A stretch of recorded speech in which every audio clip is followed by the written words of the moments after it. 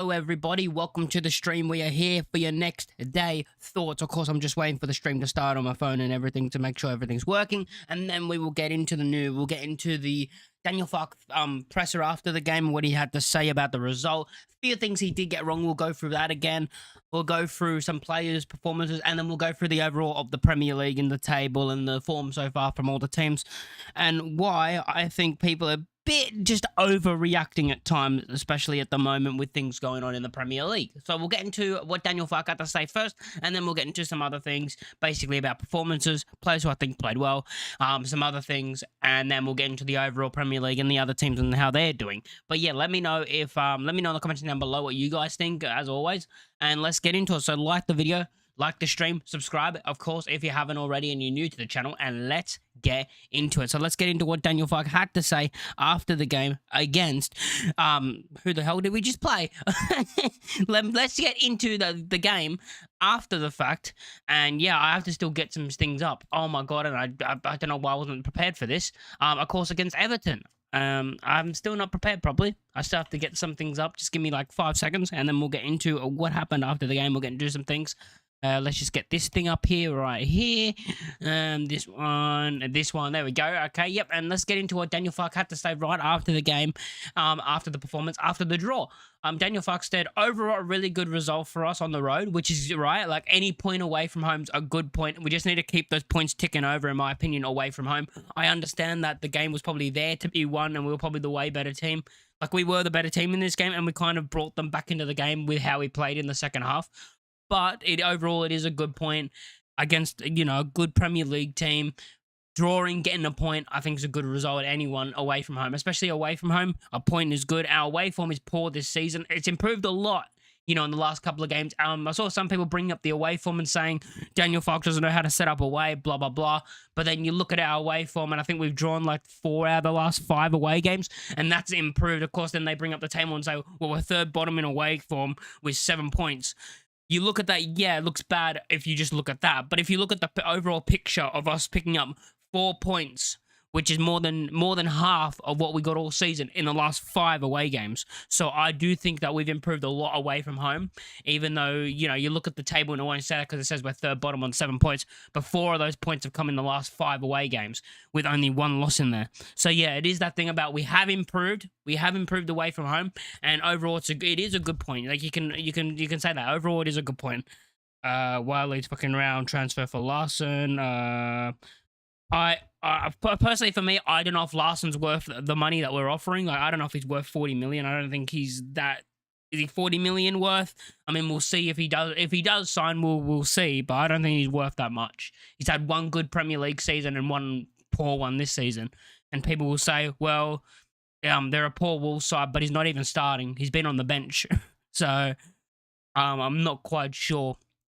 And, since he's not started, they've actually been picking up points. So, but there is that thing about you never know. Sometimes some players work better at different teams. I mean, we just got to look at our own team, for example, like DCL. But the whole thing is he was on a free. So he was on a free. So if Larson does come in for 40 million, he has very high expectations for me. And I think for a lot of Leeds fans, he has to score a lot of goals and he has to be very good because, hey, if a free transfer can get you 10 plus goals and he doesn't do that, then that's not good. For me, 40 million has to give you 15 to 20 goals minimum, in my opinion. But yeah, I understand about not being upset about the transfer not happening at the moment. I generally have no idea what's happening. Not like when I hear things come out, most of it's like, I don't trust it. Like it's not like I don't trust it. It's just that it's things that don't really. It's just saying the same things over and over again.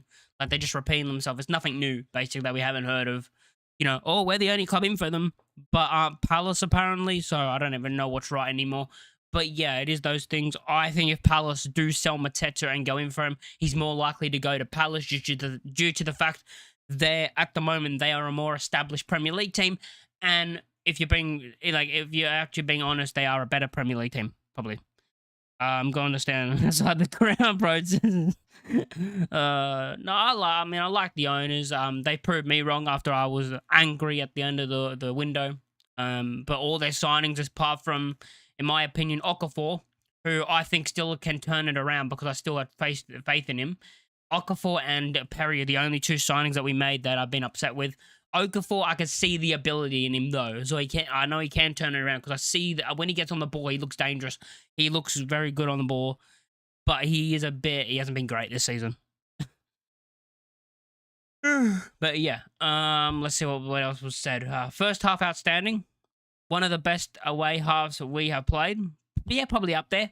Unlucky we could not capitalize more. Everton well managed side. They would show up second half. So yeah, Fark basically saying that overall it is a good point, like in the grand scheme of things, about being away, getting a point against a very good team in Everton, who are probably going to finish around mid-table this season, maybe higher mid-table. Saying how great we were in the first half, which we were, and how in the second half we kind of let them back into the game. But that came more because we sat back too much. Like us sitting back that much allowed Everton to get back into the game, and then allowed the Everton fans to start, boosting them forward and stuff. Where I feel like in the first half we didn't allow that. We held the ball, we pressed, we did well, and then I just felt the second half we just weren't that great. I think we should have done better in the second half, in my opinion. But yeah, that was what Daniel Fark had to say first. So I don't agree with all. I agree with the bit about. It's a good point overall. We were great in the first half, but I do believe that Fark kind of made us sit back way too early, which is the reason why they got back into the game. But yeah, Daniel Fark then went on to say, not the time to talk about transfers straight after the game, which is something that Daniel Fark doesn't want to talk about, is transfers after a performance, like after a game. In my opinion, that's the right thing to do. Like, no, you shouldn't be talking about transfers and stuff after performance. In fact, Daniel Fark just doesn't need to talk about it. Like, he just doesn't need to talk about it. This group have proven they had enough to win tonight, which is true. These group of players had enough to prove they could win tonight. Hope we have good news from injuries to Bornell and Goodmanson. Biel and Goodmanson. For Biel and Goodmanson, hopefully good news with their injuries. Then we have more than enough to stay in the league, which I do agree with. I do agree with, because I just think if Biel's in that team, maybe we don't concede the winner. Even though I think Bornell played well, like I think he had a good performance, and I think he was very solid at the back. But Biel's is a better defender and is a better footballer. But I think Bornell, when he's been called upon, that's what you want from your backup. When they get called upon, they do their job, and Bornell has been called upon in games and has done his job. James Justin was called upon to play at left wing back yesterday, and he came in and did his job. And yeah, I'm fine with that. So that was good. Yeah, and it is that thing about it. The frustrating thing is we did have the ability to win the game. That's all it is. We did have the ability to win the game. Daniel Faulkner went on to talk about Goodmanson, saying he has an adductor strain. Initial prognosis was 3 to 4 weeks out, so it looks like 3 to 4 weeks out. But he says it does look a little brighter. Hope he missed one game, maximum two further games. So Fark's basically saying that he hopes Goodmanson can come back early, and it's looking good at the moment that maybe he'll be able to come back a bit early than he was supposed to, which would be good because James Justin got the goal, great, but we do miss that. Like going forward, I think James Justin was fine, but I think Goodmanson's that other level on the left side. I think he's just, he's better for that side. He's better for the left. Fark then went on to say, Fark was tempted to make the subs earlier and switch to a 4-3-3, but he felt with the clean sheet holding past 70 minutes last weekend's clean sheet in their heads. Everton being kept at bay. Going to a back four would have been too risky, and this is what Fark is. He's risk averse, especially away from home, being the away team. I feel like if this was at Ellen Road, he would have made the subs early, and I can understand that. Like playing in away games is tough, and it's like a damned if you do, damned if you don't. Because if he does make the subs and change the formation early, and then we can see 2 goals, he gets the blame and gets absolutely ridiculed for making the subs. And some people are going to be using hindsight to say, why'd you make the subs? So for me, you look at that and you go, I can understand that. Even though I thought Everton were going to score eventually the way they were playing, so I don't agree fully with it because it just felt like they were going to score with how much attack they had. But I can understand Fark's thought about saying, I trust these players. They've done well the last couple of weeks. Last game, they got a clean sheet. They've been very good defensively. I'm going to trust them and not switch it up, because switching it up can go one or two ways and it could make it worse. But I can understand that. I don't fully agree with it. I don't fully agree with it because it felt like the goal was coming from like the 50th minute onwards because I thought they were just all over us and a way better team. And we couldn't get onto the ball. But I don't dislike. It's not one of those things where I'm like, fuck's completely wrong. But it is one of those things about I can be like, I don't fully agree with it, but I can understand where he's coming from and why he's saying that. So I don't agree fully. But yeah. Now let's go on to some things that happen. Leeds United have now dropped 15 points from winning positions in the Premier League this season. Only Bournemouth have dropped more, which is 18. Now, when you put drop from winning positions, I've seen people talk about this, and they talk about the Bournemouth. They put the Fulham. Which game is it? No, they put the Forest game in with it, which I don't because we were just shit that day. We went 1-0 up, but we were shit that game. I understand that we were winning, so it technically is dropping points from winning positions, but there's no way we should have won that game ever because after we scored, we were awful and they were the better team for most of the game, so 100% they deserve the win. The loss against Villa, one of the best teams in the league, going in a title race, I'm not going to have a go at us for dropping points against them. The Spurs game I can look at as, yes, we dropped points. The Bournemouth game I can look and say, yes, we dropped points. But there's a couple of those games in there which people are talking about where I'm going, I don't really count that because, firstly, Villa of what they're doing this season in a title race, and the second one, Forest, we were shit that day and we deserved to lose we deserved to lose because they were better than us for most of the game. So it is one of those things about that. I don't like looking at all of them. A few, Leeds have picked up 7 points from losing position, so we have lost 15 points, but we've also picked up 7 points from losing positions. The joint 10th highest tally in the top flight alongside with Chelsea. Buonanotte, of course, made his debut and he becomes the 897th player to make his competitive debut for Leeds United. He also becomes the first Argentine player to represent Leeds in the Premier League, which is another good stat. And I think that is it. Of course, James Justin scoring the goal, getting his first goal for Leeds United.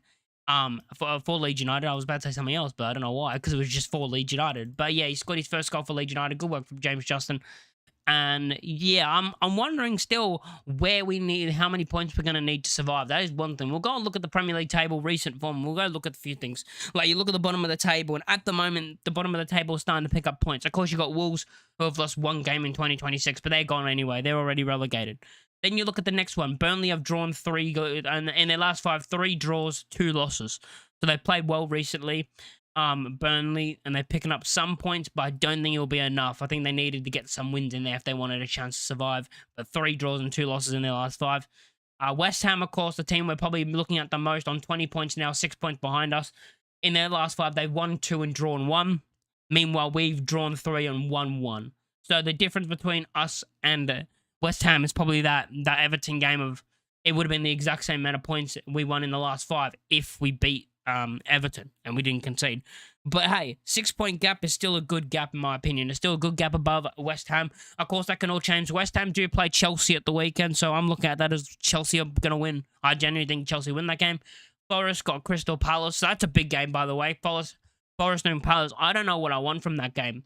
I genuinely don't know. Maybe a draw so it keeps both of them still in there. That's my thought process right now of maybe we want Palace and Forest to draw. Of course, we got Arsenal, so we're most likely going to lose. But Forest and Palace, I kind of do want to draw. I mean, the worst thing would be Forest winning, in my opinion. The worst thing would be Forest winning because they get ahead of us.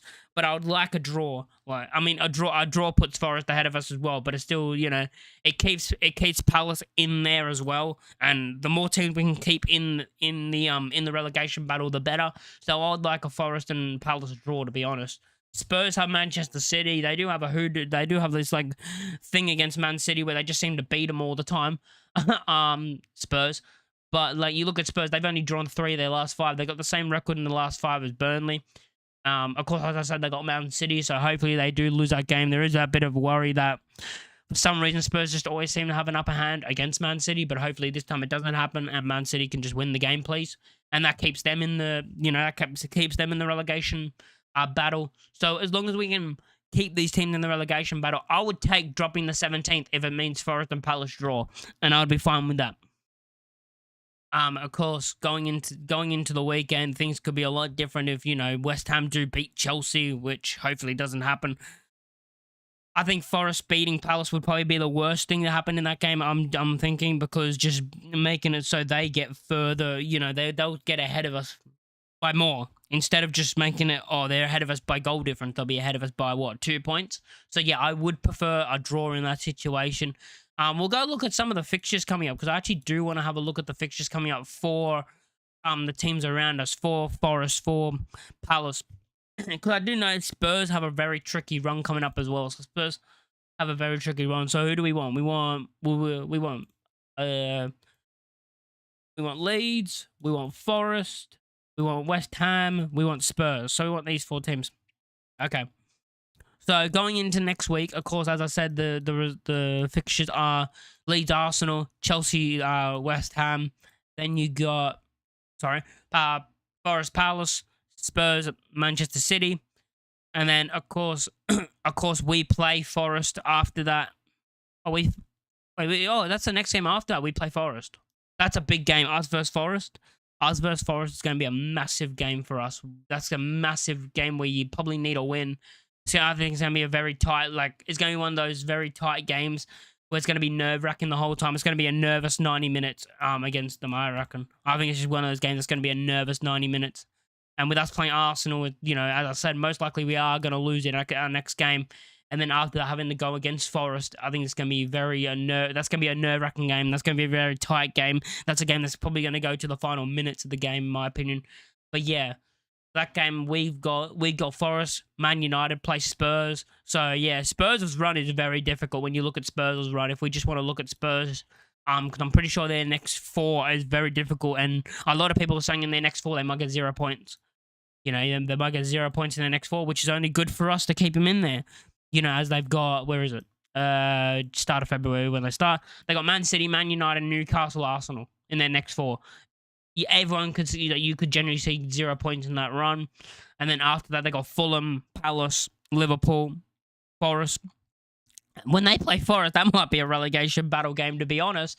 But yeah, they're running their next 4. You could, hopefully, they get 0 points. And maybe we're even above them at that point, because we do have some winnable fixtures. Nothing's ever easy in the Premier League, so that's what I'm saying. Winnable fixtures. Like the Forest game. The Forest game. Because we got Forest, Chelsea, Villa.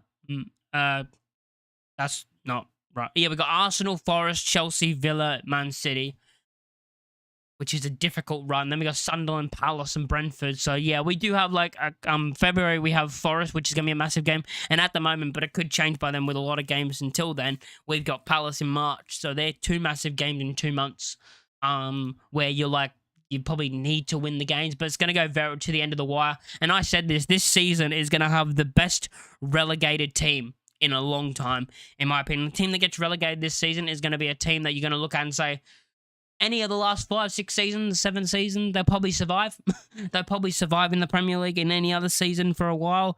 It is one of those things that you do look at and go, wow, it's actually mad that this is probably going to be the tightest Premier League relegation battle, and one where you're going to look at and say the team that get relegated, they didn't really deserve to go down, whether it is us, hopefully not, Forest, West Ham, Spurs, I don't think happens, but Palace. You're going to look at whoever gets relegated and you go, wow, they had so much quality here, they shouldn't really be going down. I think it's going to be, as I said, it's probably the tightest relegation battle, the hardest relegation battle in a long time, which is something you got to look at. Of course, we did play Everton, so Everton versus Leeds. We'll go through some players' performances. I've seen Aronson getting some stick online, and I don't know if this is because Tanaka played shit and they have to try and twist it on somebody because they, I like Tanaka, but don't try and twist it on other players just because he was shit. Yeah, it is. Thanks, mate. Yeah, what was I gonna say? Oh, yes. People have been going at Aaron. So, I've seen some tweets, not many, but I've seen some that I've just confused the hell out of me because they've said, he's not been great. He has improved, but he still loses the ball a lot. But this is what you're going to get from Aronson, and I'm so sick of having to explain this. He's going to lose the ball a bunch in games because he tries things. He's like Okafor. Now, the difference between Aronson and Okafor is Aronson's actually got the goals and the assists, and the performances have been very good recently. Okafor tries it, but it hasn't really been coming off at all in a while. Like, that's the difference. Aronson's done things that have come off. He's looked dangerous in this game even. Moments that I can remember where he almost got a penalty. Like, Tarkowski moves his leg away about, like, if his leg dangles for another second, if his knee dangles for another second, he clips Aronson, takes him out in the box, and we get a penalty. Aronson, looking dangerous. That pass to Bogle was very nice when he cut it across to Bogle, and he tried to whip it across to DCL, but he what did he do? Oh yeah, it was blocked. It was out for a corner. Like, he's been looking dangerous and putting us in good positions. That's the difference. But yeah, Aronson, XG was 0.05. He had one shot. He had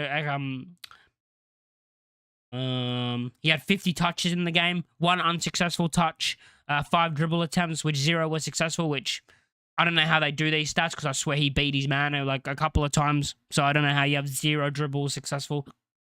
He was fouled twice. He lost the ball 14 times. But that's what you expect from Aronson in a game. He'll lose the ball every game. You look at him. He'll lose the ball 10 to 14 times a game.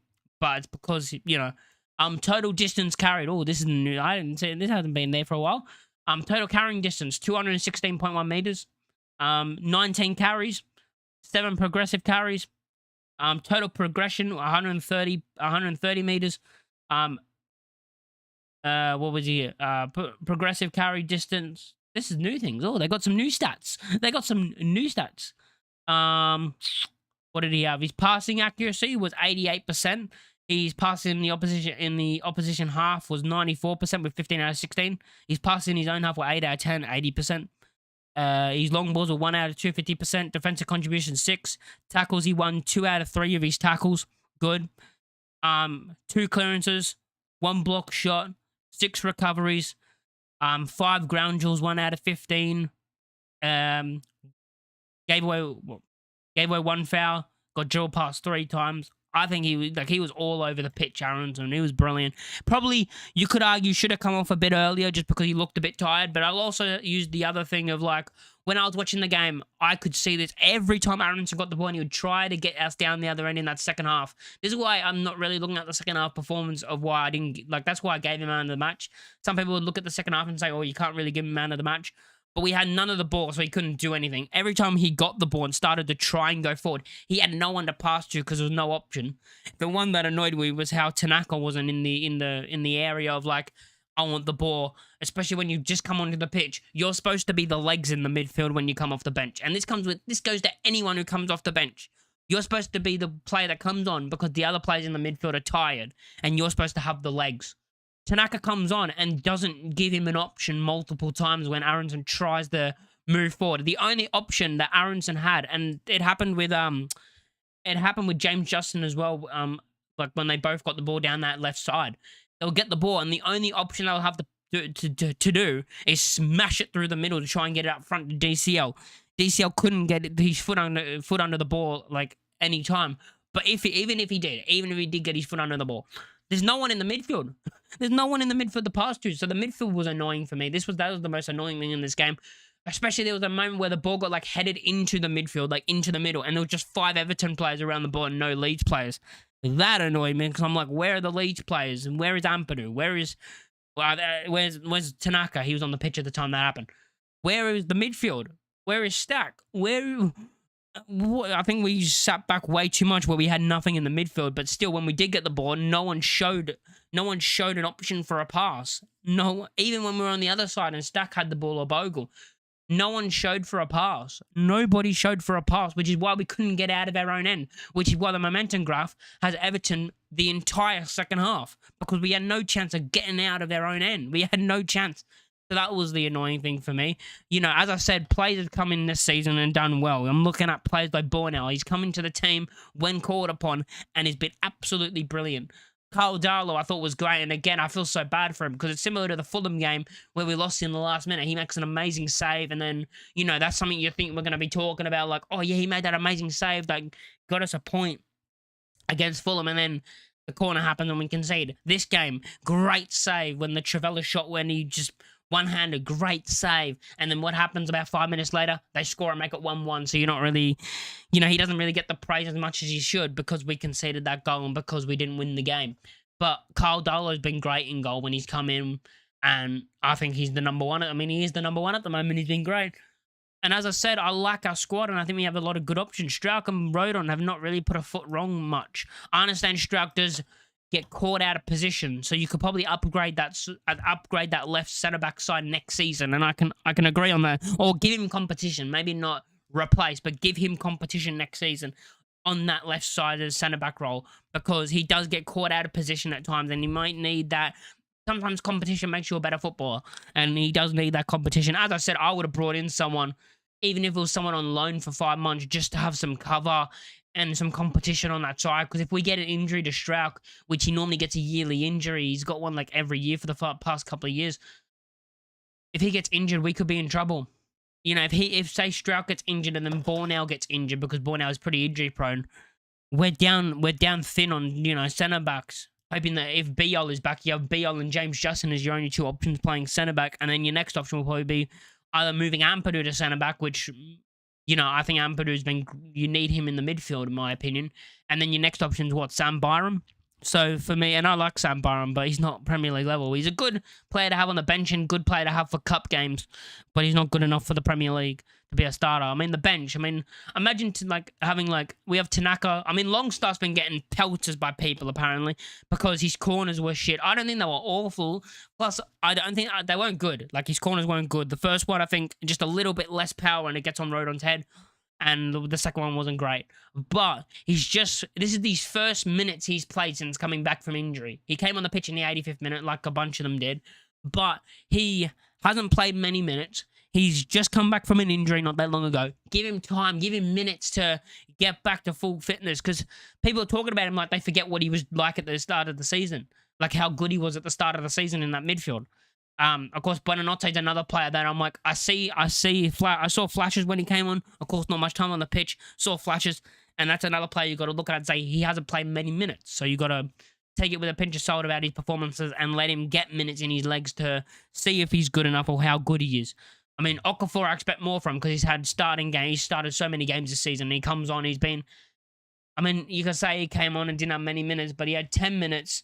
And for a player who started a lot of games this season, you expect him to be like, I'm on the bench. No, I want to be a starter again and make an impact. And he came on and didn't really do that at all.